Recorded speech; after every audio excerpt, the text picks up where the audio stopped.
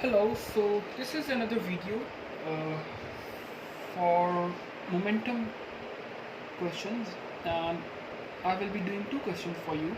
The questions are from February March paper 12, and the first question is question number 8 of February March variant 12, and the question says a ball strikes a horizontal surface with momentum p at an angle theta to the horizontal as shown. The momentum remains same before and after collision, and the theta, the value of inclination with which the ball hits the surface and leaves the surface, is also the same. The ball is in contact with the surface for time t. What is the average resultant force acting on the ball during the collision? So we know that force is rate of change of momentum. So what we are interested to find over here is change in momentum. So let's find the change in momentum. We have a 2D momentum over here. So what we can do is resolve this into horizontal and vertical momentums. So the initial horizontal momentum is P cos theta, and the vertical becomes P sin theta. After collision, the horizontal momentum becomes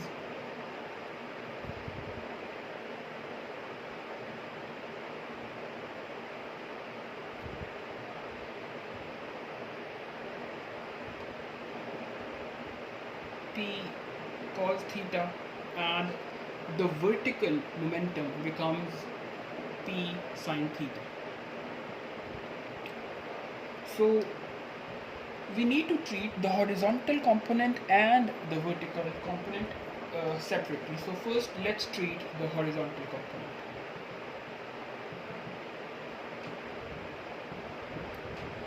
Now the horizontal component is P cos theta, and after collision it's also P cos theta.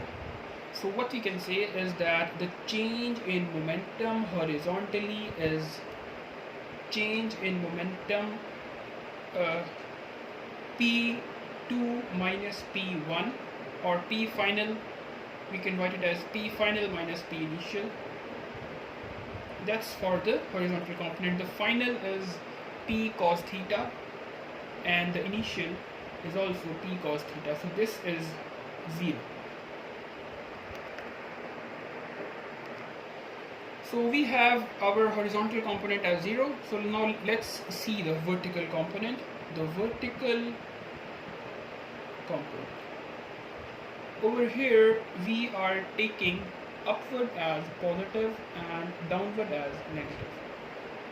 So change in momentum vertically is Pf minus Pi. Final momentum is P sin theta upwards, so this would be positive. So P sin theta minus P sin theta minus P sin theta. Downward is negative, so minus P sin theta. So the change in momentum vertically is P sin theta. Positive P sin theta becomes 2P sin of theta. So we have the horizontal component as 0, the vertical component as 2P sin theta. So applying the Pythagoras theorem, solving it, we would again get 2P sin theta because the horizontal component is 0. Remember, if we had any horizontal component, what we would do, we would apply the Pythagoras theorem and solve for the apply the Pythagoras theorem and find the resultant vector. So but in this case we just have the vertical component, so this would be our resultant momentum. And you must know that momentum is a vector quantity. So let's put this into this formula. This becomes F force equals, it says it's for time t, so change in p is 2p sine theta by t. So this is our required answer. It says that what is the average resultant force acting on the ball during collision, and it was for time t with the surface. So this is our answer. So now let's move on to another interesting question asked in February-March variant 12. So let's move to another question, and it says that the question number is 10. It says a stationary firework explodes into 4 fragments. So over here, stationary firework. Stationary means that the initial momentum is 0. So first it was stationary and then it exploded into 4 fragments in this direction, we have it's given in the question, and all directions are perpendicular to each other. So that's just like a plane, xy plane, you can assume that. So the question says, what is the speed v of this component? It is 15 grams. So what we can do over here is that the first thing you need to realize is that momentum is a vector quantity, so it can be treated as similarly to force. So what we can do is label them as, this is P1, this is P2, this is P3, and this is P4. So let's first treat one of the plane. That just we treat horizontal component and the vertical component. We can treat this plane first. But by the way, if we just move it or tilt it 45 degrees, it would be an XY plane. So that's the same thing. So let's treat this direction P1, P2 axis. So let's see what's P1. So P1, momentum 1 is 25 grams, which is 25 into 10 raised to the power negative 3 into 240 meters per second. So momentum 1 becomes, calculating it becomes 6 kg meters per second.